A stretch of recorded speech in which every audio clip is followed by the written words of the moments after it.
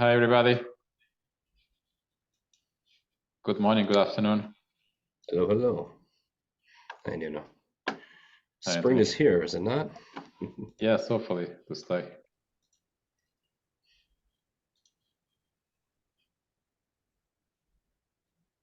So for everybody to know, this is going to be recorded because some people will not be able to attend. And they asked me if you don't want for any reason that your name or photo to be there, you can simply change on the Zoom configurations. And then we should go ahead with that.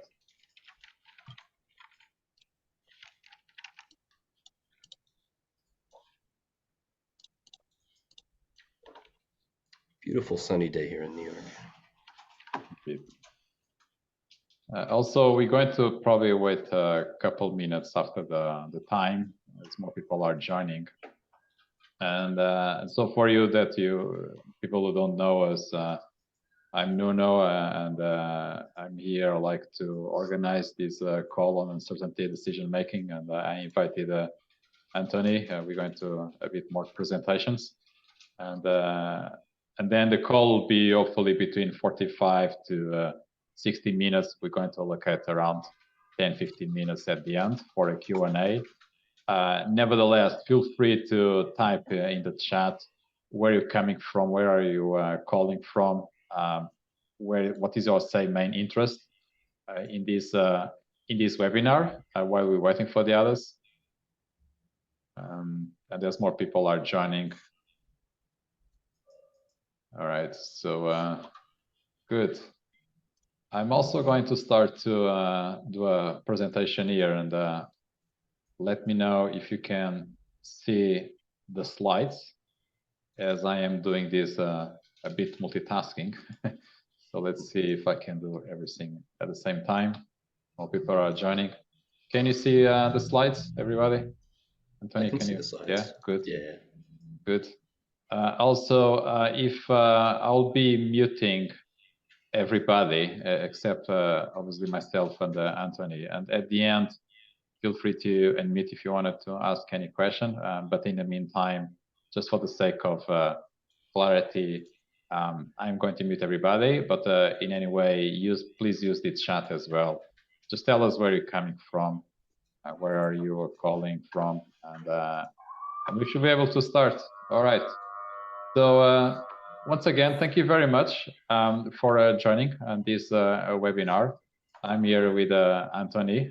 We're going to talk about the next waves of uncertainty and also the decision making that say bankers, financial professionals, and also entrepreneurs are going through. And so just a bit of presentations. Anthony, why you not start on your side a bit of a presentation so everybody knows? Yeah. So, Nuno, first, thanks foremost for setting this up and let me be a part of it today. I appreciate it. For everybody there, my name is Anthony Melizio.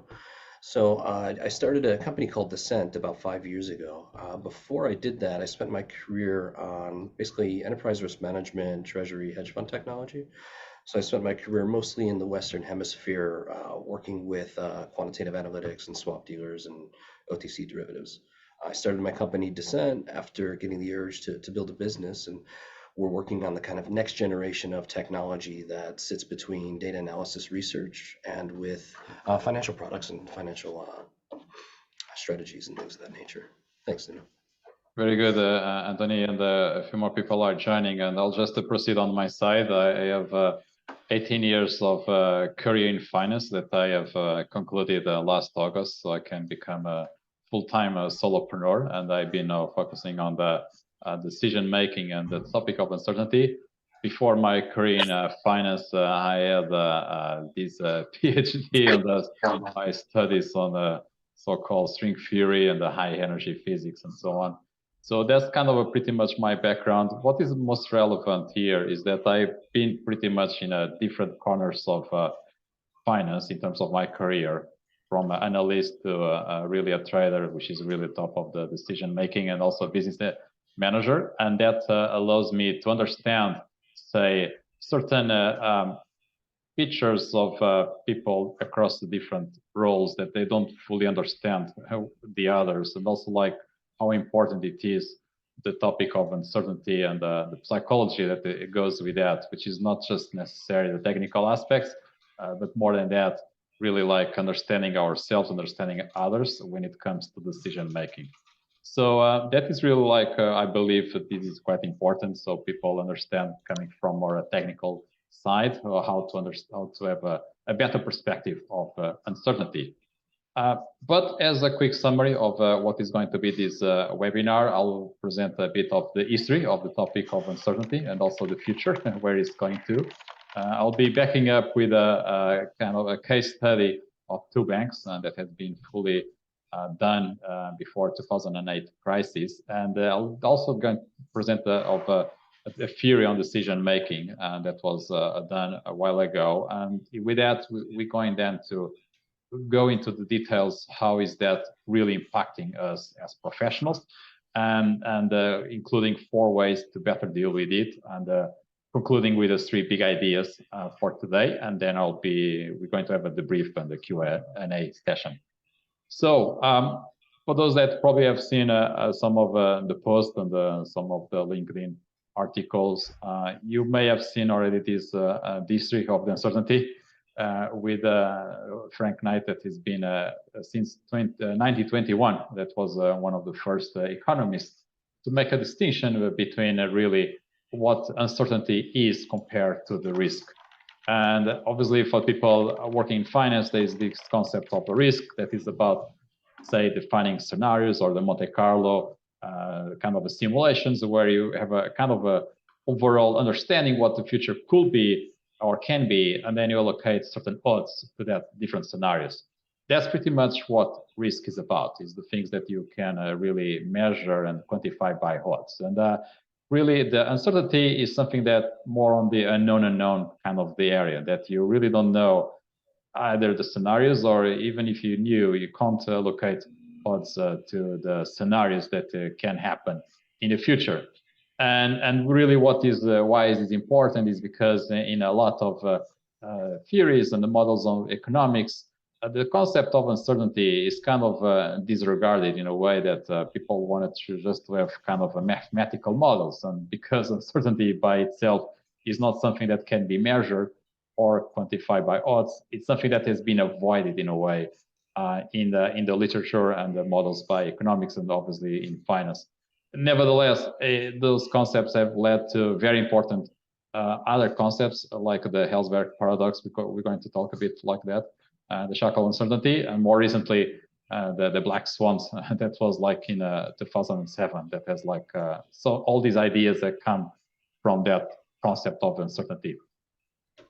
Now, you may ask then, I mean, is there any way to measure this kind of uncertainty, given by definition is not something you can measure? Yes and no.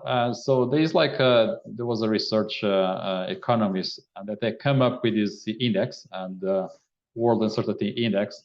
Now, this is something that is not really fully measured as a volatility. So what they did was the following. They come up with a methodology by allocating a journal that reports quarterly reports on the economies of around the different countries.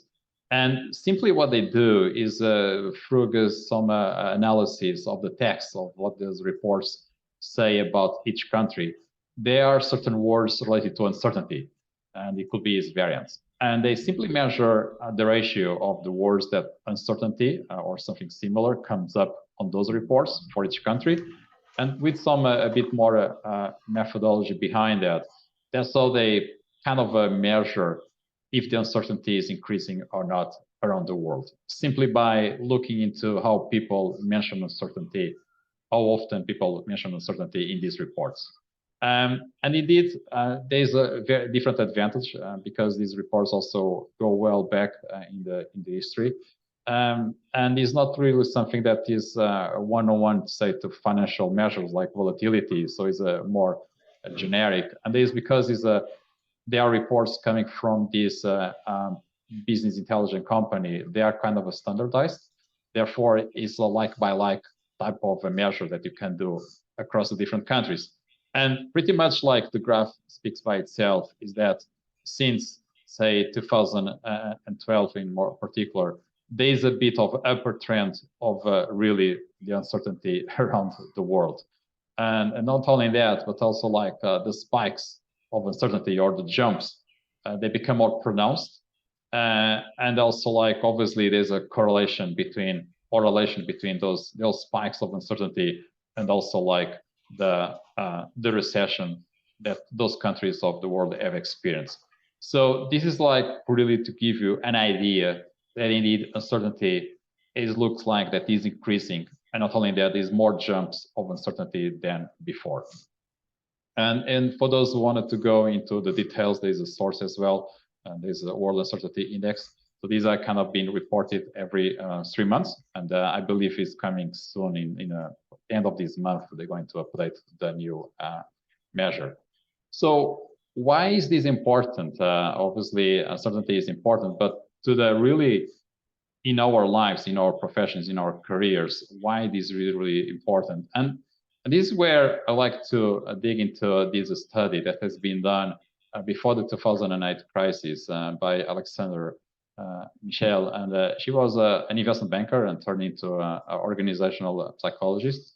And she conducted this 3 years study with the 2 different banks. We call it them the traditional bank and the innovative bank, just for the sake of the names, because it's been obviously, as you can understand, been confidential. What was really the banks that the study has done, but pretty much she was able to, because she was like an investment banker before, managed to collect a lot of data on the culture of these 2 different banks. And pretty much like the so-called traditional bank, the culture was about like setting process, setting a hierarchy, higher specialized roles, pretty much what probably we are familiar in the context of corporate work, probably most of us. And the idea of that is because the bank believed that banks fail when bankers are overwhelmed by unnecessary information. So the idea is to reduce uncertainty as possible. And this is like the culture of the traditional bank. It's like really like to avoid uncertainty and give like the best conditions to the professionals working in there through this kind of a hierarchy process and also like hyper specialized roles in a way to avoid this kind of uncertainty in the day-to-day. Quite the opposite was the innovative bank. And indeed, that same period, it was like the opposite. There was not really like very specific roles. People were not really embarking into hyper specialized positions. And there was not like really kind of a very templatized or very kind of a strategic or plans that could work for different clients or different situations. It was really like more, instead of avoiding uncertainty, kind of embrace, and even at times, even increasing the uncertainty. And obviously like that kind of a culture, kind of a impact people that joined the bank at the beginning, because it was not something that they were familiar with. So it led a lot of stress and so on at the beginning as people were adapting to that kind of a innovative bank kind of a culture. What was really interesting to notice is that there was like different outcomes of that study, but one of them that probably 2 of them, I'll say, that is quite interesting is that people that were working in the traditional bank, after a while, they become so hyper specialized and also like so much confined into their roles and day-to-day, mm-hmm. that they could not really kind of reinvent their careers. They were stuck in that kind of hyper specialized positions. And if they wanted to, kind of a change jobs, you will have to go for a similar job in a different bank, kind of, the conventional type of, say, CV application where you just been judged by what you have done in the past. Whether people in the innovative bank, they actually have a much more, a better way to adapt to either to lifestyles or even like to their ambitions. And they actually were, because they were not restricted by titles or even like by hyper specialized roles, they become much more adaptable and even able to reinvent their careers when it was needed. And that made it like a kind of a reason, because they were used to that kind of embracing the uncertainty instead of trying to reduce.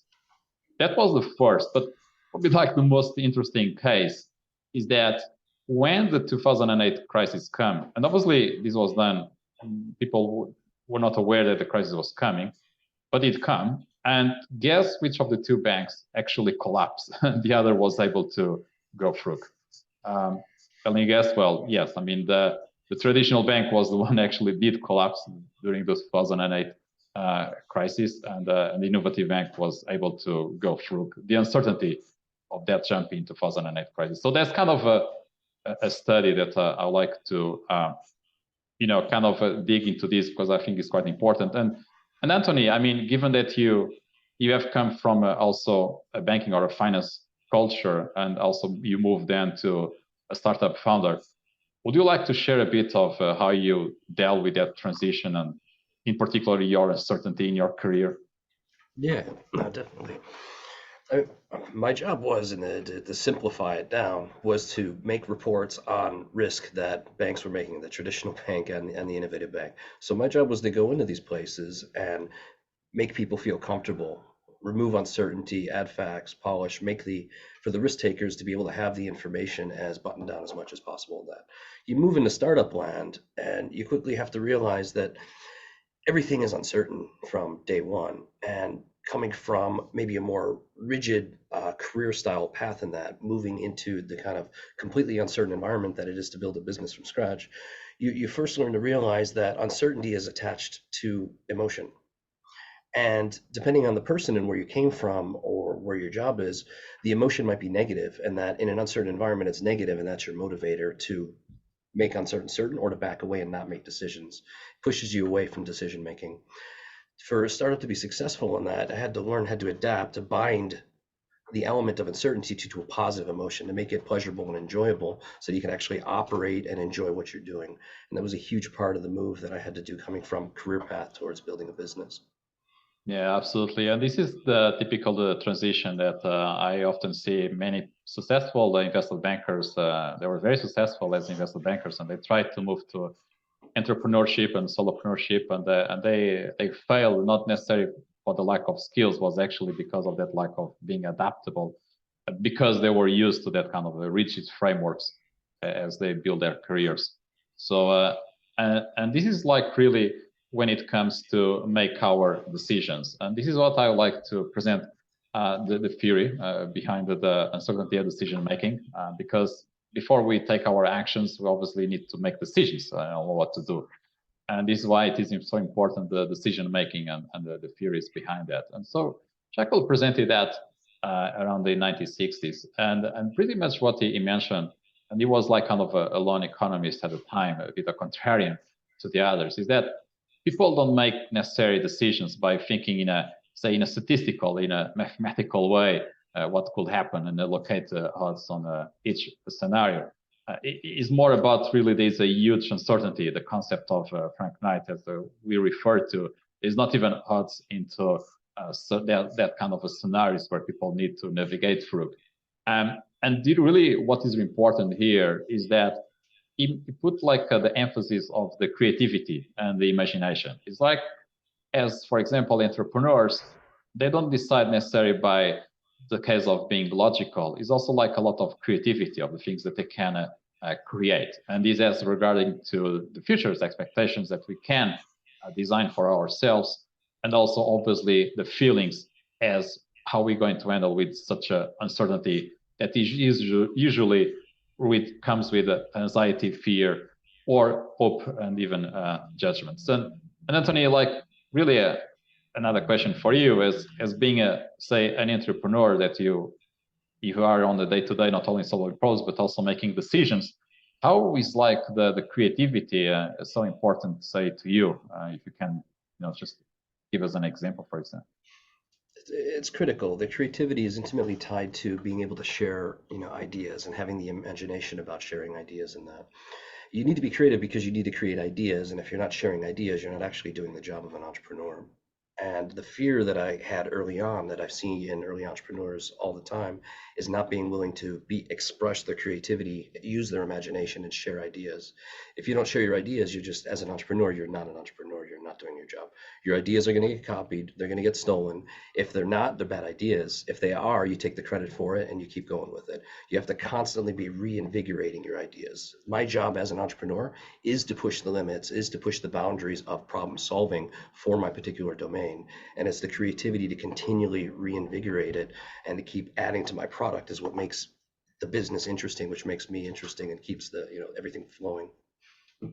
Yeah, absolutely. And these kind of a jumps of uncertainty that we have seen before in terms of worldwide also happens in our professional lives. And it's not necessary only as an entrepreneur. I mean, the financial professional, for example, that believes his or her career is not going into the right place, there's like that jump of uncertainty. Or the manager, as I was, for example, that have to make decisions in terms of the business, where to go.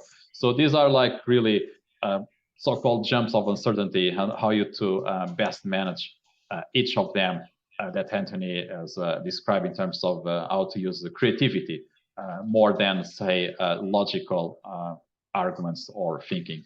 So, but why is that so difficult to engage into uncertainty?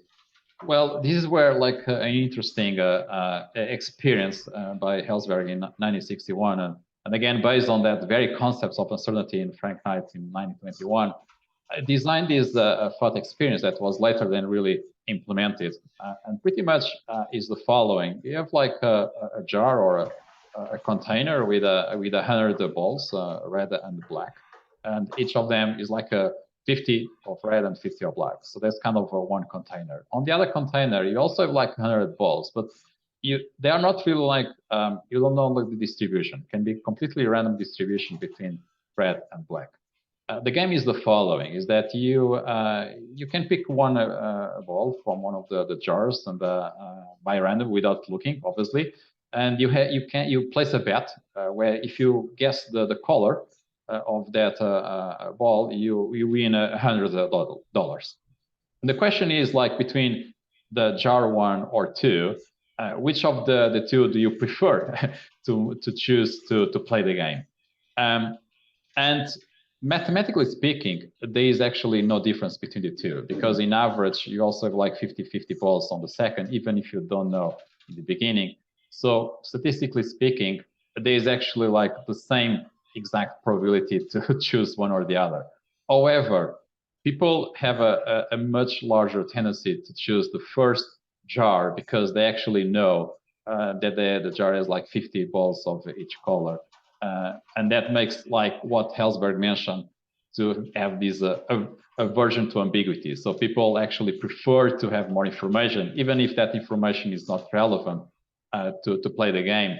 And that's what really is biologically, or in our DNA, or whatever you want to think, that kind of aversion to ambiguity is kind of a build in our brains, and you can even think from a evolutionary purpose that it was that way. Now, this actually is not only that, because then in 2008 there was another team of neuroscientists that actually kind of made a twist with this game. So they pretty much play the same game.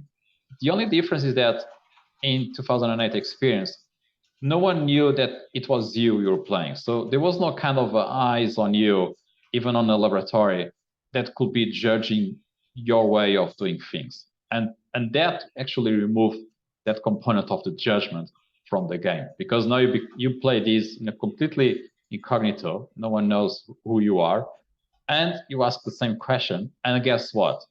No people actually can choose one or the other the jars. So there's no longer this version ambiguity in there once the judgment has been removed. So more important, really, like the ambiguity to version, there's like this judgment, the fear of negative evaluation, psychological speaking, behind the reason of the game. So people really don't like to be judged if they make a mistake. They actually wanted to play in a kind of a so-called safe way. They can explain better why they lost. Then if they play the second jar completely random, it'll be difficult for them to argue in case they will lose the bet. So that's kind of a fear of negative evaluation. And we're going to see how really that is crucial quickly going into a study on the NASA. So I'm not sure if you're all familiar, but basically there was like the shuttle, the space shuttle Challenger and Columbia. There was like a big project of the NASA that wanted to reuse the space shuttle, and they were building like this project after Apollo, and there was like a huge accident in '86 with the loss of 7 lives. And then the same actually repeated in 2003 for different technical reasons. You can see, like, you can go, look into the internet, but basically what happened in terms of the technical reasons on the '86, there was like so-called O-rings, a kind of a plastic material that got frozen during the night, and there was Richard Feynman, the scientist, actually found that being the reason, and that was like the technical reason. And more lately, there was another, in 2003, there was another technical reason regarding the foam that was being used in the external tanks by the space shuttle. And those were like the technical reasons why these accidents happen. But more important than the technical was actually the psychology. And the psychology that has been noticed in both accidents was pretty much related to that fear of negative evaluation. On 286, NASA was very much in a tremendous pressure to deliver the results because the Congress was funding the project and they wanted to deliver. So they had like this huge fear of negative evaluation and feedback. And in 2003, it was more related to, similar maybe to the case study of the banks that we have come across, a bit of an echo chamber, a kind of a group thinking that people did not want really to raise too many questions. And the groups were kind of working in silos, very high specialized, but a kind of a lack of critical thinking, but more than that, fear of being judged if they ask difficult questions. And that was really like the end cause of the accidents. These were really more psychological than technical reasons. And why is this so important? Because you can see like that both in the banks and in NASA, they are hired by very not only qualified people, but also very smart. So this just not happen with something that is purely random. It actually, people working in both banks and the NASA are quite intelligent and smart and qualified. And even so, they fall into these psychological traps. And this is where I come from more of my observations as a coach and also like as a business manager throughout my career. Pretty much like there are two main challenges with people addressing uncertainty and how to make decisions, right? And in the case of high analytical person, they usually perceive the world as a series of problems to solve. But embracing uncertainty, as we have seen, you don't even really cannot even measure, and they are like really like a lot of feedback loops in terms of how the consequences are going to be, and there's not really kind of a clear, in many cases, clear answers of what is correct or not in terms of what decision to do, and that is like kind of goes against the usual thinking in terms of a high analytical person that is used to use, like, say, mathematics and also like this very high analytical way of looking into the world that is not really compatible how now to make decisions such as this. And the high achiever, on the other hand, is someone that looks into the world as a series of goals to achieve. And the goals, you definitely need to have plans, and you have like all these rigid frameworks as if you are going through a marathon or some kind of a competition. But again, we have seen that uncertainty, it really is not really about that. Is more about being adaptable, and in many cases those plans and those goals go against really the concept of the uncertainty itself. And this is when you combine being high analytical and high achiever, pretty much you have the kind of the profile of a financial professional who is both high analytical and high achiever. And that is why people have so much kind of troubles into navigating through uncertainty, because of their way of thinking. They're really not able to understand that in this context, you have to operate in a different way. And And maybe, Anthony, going back to you, and given like we talk about these, say, echo chambers and say the fear of negative evaluation, and really going into the current days that we have seen a lot of, say, volatility or uncertainty in the markets. What do you say, like, to your opinion, if there's a relation between the two, and so let us know your opinion on that. Yeah, I mean, if we're looking at the recent market turmoil, there was this kind of prevailing belief that with zero rates that bad things were going to happen, and there's always the doomsdayers, and it was kind of picking up and picking up. And most recent events was really a lot of hysteria more than anything. You know, HTM valuations that have always been the same through like late 80s, and that it's not really much different today in that. So a lot Yeah, of it very seems smart like. people. Yeah, just to add to that, a lot of very smart people got comfortable with zero rates Mhm. thanks to the Federal Reserve, for better or worse. And we all knew that was never sustainable. We probably wouldn't have done that experiment in hindsight. And now we have to get readjusted to it. So everybody knew and understood logically zero rates bad, bringing rates up. And now we're just going through that kind of readjustment period. Yeah, people got into kind of into the certainty attitude that things were certain to stay like that for a long time. Yeah. It's not adapting to possible different realities. Um, so very good. So this is where I will then quickly present 4 ways to overcome that certainty gap, or how to embrace better the uncertainty.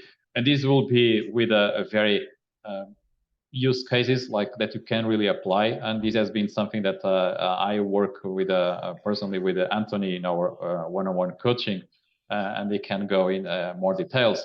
And the first one, as silly as it can be, it starts with asking the right questions. And you think, okay, so how is that difficult to ask the right questions? It's because actually there's psychology again behind how you ask questions. And this is like being a really the topic of the book, the mom test, is pretty much the kind of questions that your mom will say always yes, even if the intention behind is really like something different. And for example, in the case of the entrepreneur, is like when they are pursuing a new idea in the market, one of the worst questions that can be asked is, do you think it's a good idea to someone else? And why is that? I probably leave to Anthony to comment on that, but to get all these false positives that people obviously most likely going to say yes, even if they really don't think it's a good idea. And even if it's a good idea, it's like, well, is it really something that's so good that I'll be buying that? It's pretty much because people don't want to offend you. And this is why the reason it is such a bad question, because you're going to collect a lot of false positives in your decision making. And Anthony, again, I pass to you, but would you like to share more insights of this, the way you asking questions to others to avoid getting these false positives? Yeah, yeah. It's funny you say that. I keep on my wall here. It's called the Cognitive Bias Codex, confirmation bias, and the 130 reasons why you don't actually get what you want, particularly when asking questions and that. I'll say you learn as an entrepreneur when you're asking questions that you've thought about the question a lot more than the other person. It's not fair to ask a person a direct question as well. It's almost rude. We just met, we're talking, do you think this is a good idea? The person hasn't probably thought about it ever before. So there's also a human social element of asking the question as well, where you might want to introduce the person to the question, the topic, so that they start to think about it. One of the things that we did in one of the coaching sessions was you start throwing different angles of attacking the question, and that replicates itself into how I start to deal with in sales demonstrations. And that you want to dance around the topic of the questions where you're trying to get answers, because you want people to be contributing, not responding. It's really important. You got to be people engaged in it, and that takes some time, ultimately.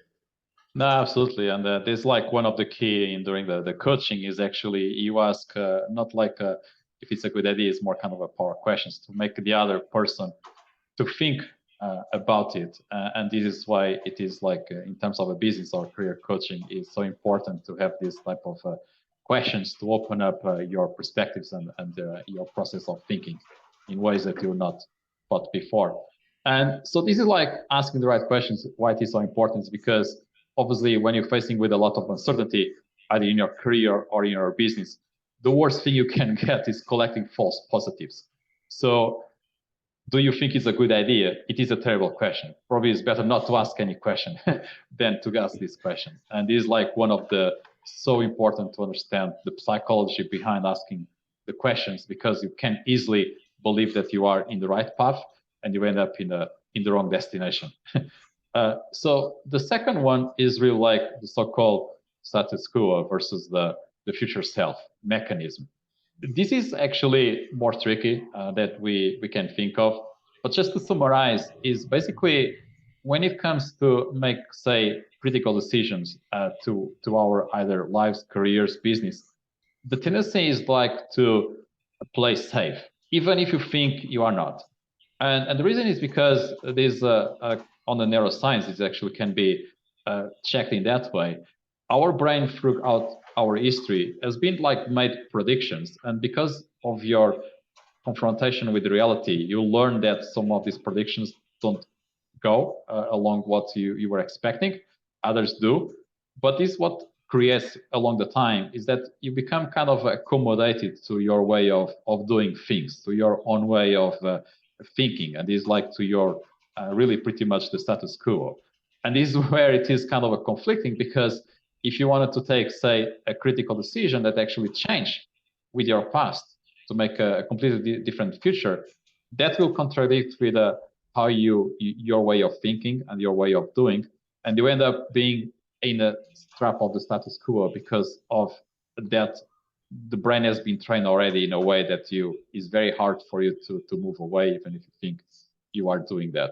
And I'll probably ask you, Anthony, which is regarding to that, the topic of the status quo and how you fulfill, say, your ambitions in your business. How relevant, for example, was, say, in the coaching to be able to think outside of, say, the day-to-day routines, and actually to not only use your creativity, but also kind of challenging yourself and have like really the growth mindset that so many people talk about, but actually is much harder than what we can think of. Yeah, thanks. So it's perspective. If your perspective doesn't change and you want to change the status quo, it can't be changed. One of the things we did in the session was, we'll do coaching in that. I set time out of the day. I'm going to get off my desk. I'm going to go into a conference room. And the simple act of breaking apart the day and moving into the conference room, your brain is starting to turn off from certain things and turn on other things. So you're actually giving yourself a little bit of peace in deviating from the status quo, the monotony, to dedicate it towards something, whether it's personal or professional development. So that perspective, and we had talked about it, several times over the last couple of months, in that is basically book a conference room at a shared office at a WeWork one day. Go do that. Go grab your laptop and go work from a restaurant if you're able to. Work from home if you can. But being able to change your scenery is a little tiny little thing that you can do to help you have your brain just start to think about changing the status quo, which doesn't really require that much of a commitment if you think about it. And I found that incredibly valuable, and it's something that I continue to do. No, thank you for the feedback, and this is like we already touched something on that is like the personal growth and the personal development, and this is like why it is so different making decisions to solving problems. Because solving problems, you may think, okay, I can also need to think outside the box and so on. Even so, decision making is quite different, because these are decisions that are going to impact your life, and there's going to be also feedback loops. And how you're going to implement that decision is going to determine if you're going to be successful or not. And this is why it is so crucial to have that component of the personal development, because pretty much decision making is a byproduct of your stage of your growth as an individual.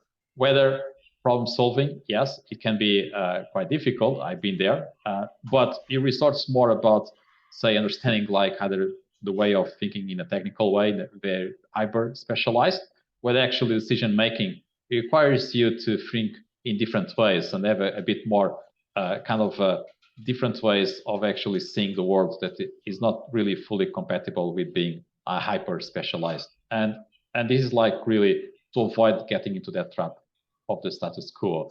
And I'll just go quickly to the third lesson, which is the regret.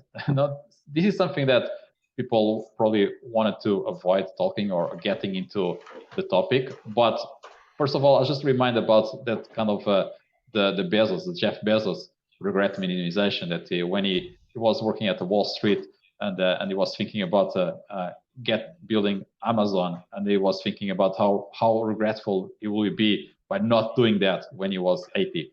So this kind of so-called the Bezos regret minimization framework, and to some extent it works.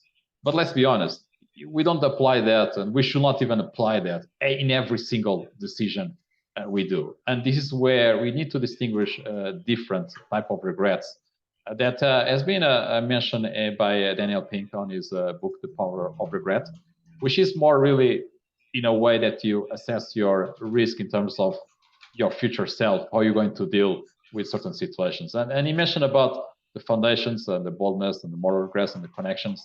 You can see which one applies to. So just like to recap, the foundation regrets is like that regret that you have not built, say, your basic foundations, meaning like have a reasonable career in finance that will be able to catapult you for a different type of jobs. The boldest regret is something that, yes, you have done that kind of a career, but now you have not made use of that platform to actually reach your ambition. So this is like the typical case where financial professional that is very successful in terms of his or her careers, but actually is thinking about more in terms of either autonomy or traveling or being, say, an entrepreneur, and he fails to do that because does not want to take the risk of leaving the high pay, even if it's not a very fulfilling job. And this will be ending to the boldness regrets. And there's like the other two you can see. But Anthony, just going back to you and looking into these different type of regrets, what do you believe you can say, share a case on your situation that maybe has come up during our coaching sessions or regarding, say, your recent business growth, or even like before when you transitioned to a startup founder? How important was that understanding the potential regrets in your future to make a better decisions under uncertainty? I had wanted to start a business since I was probably 6, 7, 8 years old. And I enjoyed my career. I really enjoyed the company that I worked for, the people, the problems that we were solving. I didn't want to leave per se, but always clawing in the back of my mind. And the 2 or 3 times that I had to, address the question of, are you going to make your move? Are you going to do a business in that? And I shied away and shied away. So it happened multiple times where I had the boldness kind of regret kind of come in, and I said, no, what, I'm going to give it another try. I even, moved to another country. I moved to Latin America for 3 years to avoid not starting my own business and being bold and doing my own initiative. Turned out it was an incredible experience, and I wouldn't take it back. But it's still in the back of my mind, 3, 4 times. If you don't do it, when are you going to do it? And then finally, at a certain point, I had the courage to say, you know what, I will regret this if I'm 7 years old and I didn't actually give it a shot. I didn't try and build a business. I came from a family of entrepreneurs, mostly not really successful, to be honest, but to really actually give it a shot and see what I could do and give it a go at it. It was something that I had to make the choice. I had to be bold. I had to move forward, and I carry that now in all decisions. You have to give things a try. If you're not trying, you're not really participating in the human experience.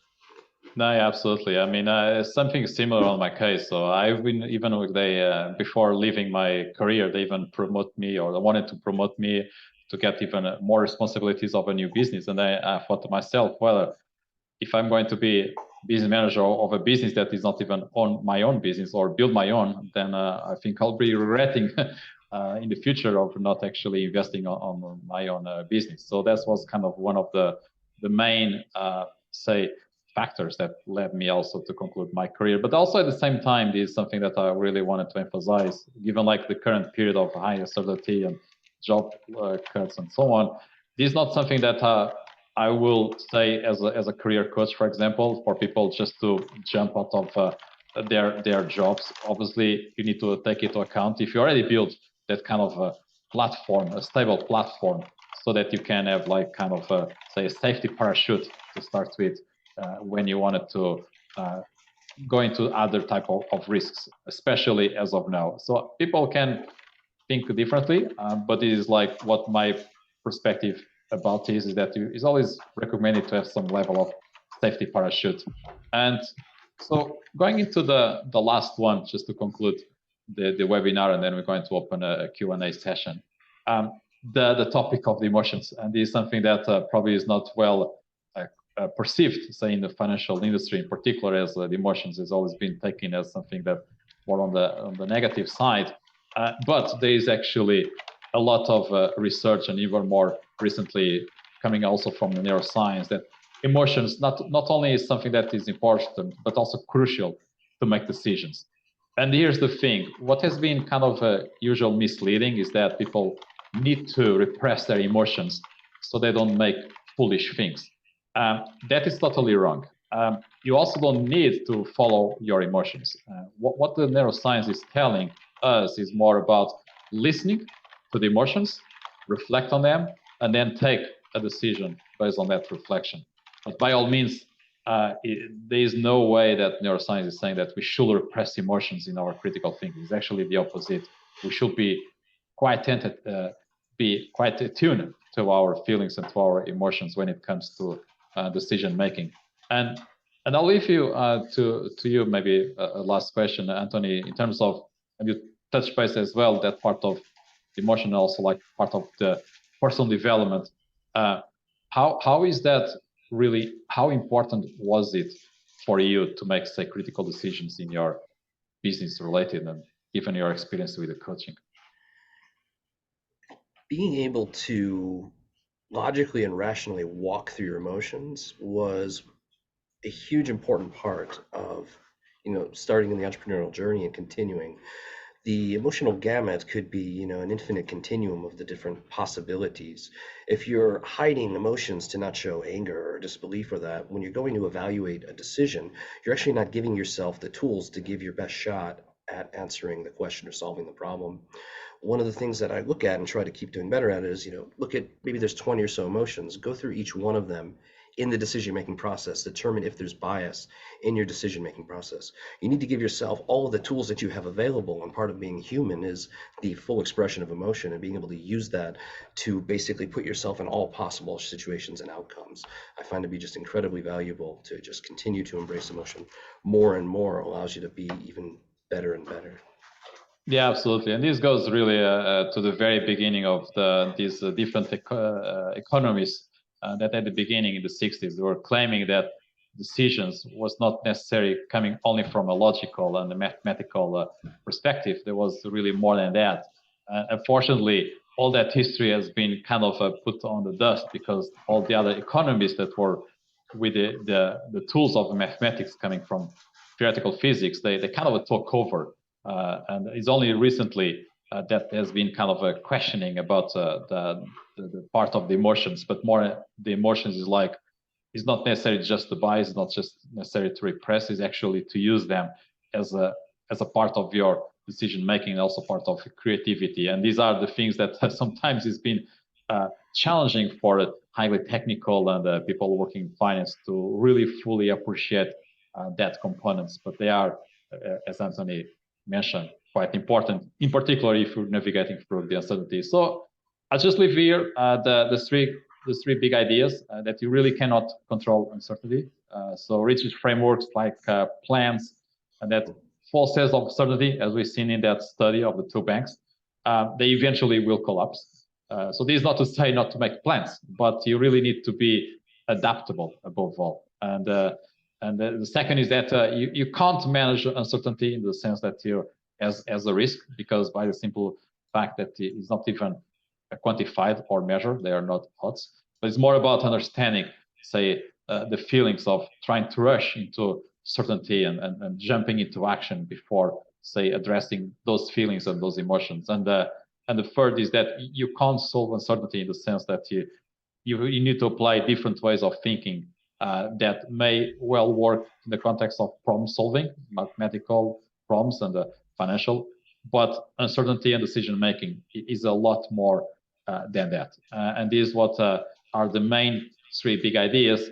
And just to conclude, if you are interested to learn more about how this can help you, I provide here a form that I put, a Google form that I put on the chat. And if you are interested on participating on a 3 weeks coaching with myself, feel free to put your name on that form, and there are like a couple of answers to go there, and I'll be reaching out to you.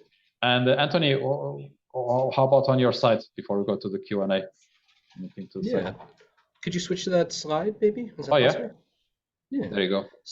So we're opening up a beta soon in probably about 2-3 weeks. So we're looking for participants from buy-side predominantly or innovative sell-side shops for analytics platform. It's fundamentally a new way of looking at Python and spreadsheets somewhere in the middle, but doing things like a system. So we're looking for potentially beta users. Anybody that's grown tired of Jupyter notebooks or enterprise software hasn't really got you, and you want to use Python in a more structured manner. One of the things that we do at Descent that's really different is we take the unconscious and the emotion out so that you could focus on the data and the way that we make our user interface. And user experience and data is something that is really near and dear to what we do at Descent. Very good, and very good. So thank you very much. So I will open now for 10 minutes of a Q&A. If anyone wants to jump, I ask if you can unmute. Feel free to unmute yourself or put a question on the chat. It'll be a quick 10 minutes Q&A. Anyone have any question, any comment, or any agreement, disagreement? How do you found in general the webinar? And we open for a Q&A.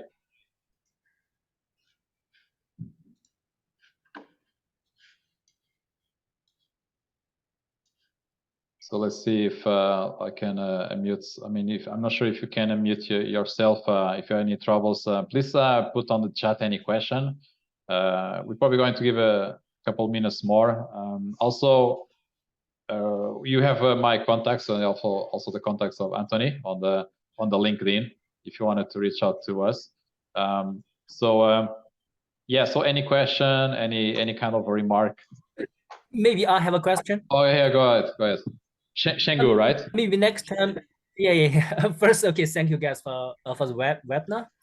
And my question is that maybe next time you guys can make a much more specific presentation about like risk, uncertainty, because this one is very informative, but too general, right? So in what case do you like to go in more detail? Maybe you can help us, like as an example. For example, because I didn't check. I know only general background of you guys. For example, like in these days, everyone is talking about the Silicon Valley Bank, right, and Credit Suisse. Yeah, they face different risk, right, in the banking industry. Like for Silicon Valley Bank, it's mainly because they lack of risk management. I mean, for such big banks, they don't have risk officers, they don't have a risk management team. Yeah, they get well paid. That's very insane, right? And okay, they don't have good management about their interest rate risk. And also for credit suisse, I don't know, maybe it's more related with geopolitics, because of the Swiss, they give up their the so-called neutral position, right? Yeah, maybe cause some influence. Yeah, maybe you guys can also relate with something happened recently. I mean, to give a more specific presentation. Yeah, so in that's case, what I'm thinking. Yeah, so in case on SVB, obviously there could be parallels with what happened with the NASA. That was like, you can think about the risk and the lack of risk management as the technical part, but we can go one level deeper and actually understand what could have been, say, the psychology around the executives and all the stakeholders and the CEO and so on to prevent that to happen, right? So there was even a BlackRock, that's the latest I got informed. They actually have done some kind of auditing in the bank, and they actually mentioned them. They had no proper risk management system, and they even presented potential solutions, and the executives just turned them down. And it's more about say the group thinking or that kind of a psychology that was probably similar to what did happen, these disasters on the NASA, but we don't know really what happened with the lack of data. We can only assume that there was an element of psychology that probably was more important than the technical aspects. Okay. Okay, thanks. All right, good. Any other question, comment? Yeah. Yeah, I have I have a comment and a question, I would say. But first of all, thank you guys for your time and on the very, very useful information. It's very interesting presentation. I had one question, which is, I'm pretty new to this, to the whole concepts of like, night or, the bullish on uncertainty, like the whole difference between uncertainty and risk. And I wonder, how do you think, or what is your perspective on like the traditional methods for decision making, like you do decision trees or you do game theory, things like that. How do you see these playing out with this different approach? I know it's like, I guess maybe two sides of the same coin, I guess. I don't know how you would see it, but I'm curious, do you see a space where these two converge, or is it like dramatically different? Yeah, I can help you on that. So by all means, like decision trees and all that kind of SWOT analysis and the matrix and all that kind of more the technical parts of how to make a decision. By all means, they are relevant. The problem I see, and also from my experience even on the financial industry, is that people resort too much to that type of analysis, and they completely miss, say, the forest by the trees. This is where it comes to understanding then, say, the parts of the psychology in the individuals. And I believe it was even like Morgan Stanley CEO that made that comment that people are in an echo chamber talking to each other. And this is really what is about, to understand really the psychology behind the way people think. And if you ask me like more specific, say these like ways of understanding what is the default way that people think. There are assessments, I have some of them as well, that indicates what is the prominent way of thinking style that a person has. And by having that understanding before going into a decision, it kind of tells you what could be the potential pitfalls when it comes to make decisions, because now you start to understand more about yourself. And that different thinking styles, there's not really like right or wrong. It's more about for each one, like for example, analytical thinking, systemic thinking, or even intuitive thinking. There's always like pros and cons on each one of them. But usually people don't question much about, say, that kind of the decision before the decision, like do that preparation before going into that kind of frameworks that you have to make a critical decision in your life. So right.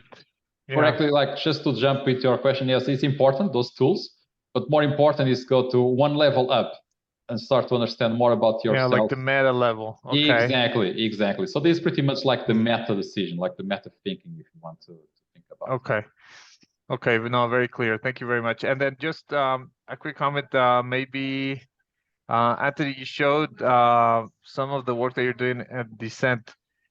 Is there any relation between, like this whole uncertainty risk and this application that you're working on, or is it maybe just a little bit separate and just because you were here on the call, you were able to share that with us?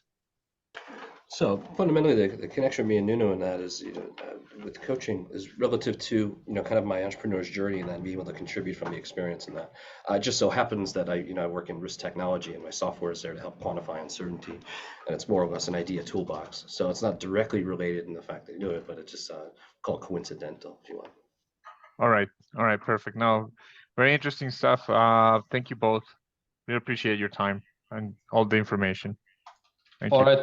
Thank you very much, Lucas, and thank you, everybody. So we're just going to wrap up here, and I'll make this available on either YouTube or some kind of a shape or form of recording for those who, I see that some of you had internet connection issues.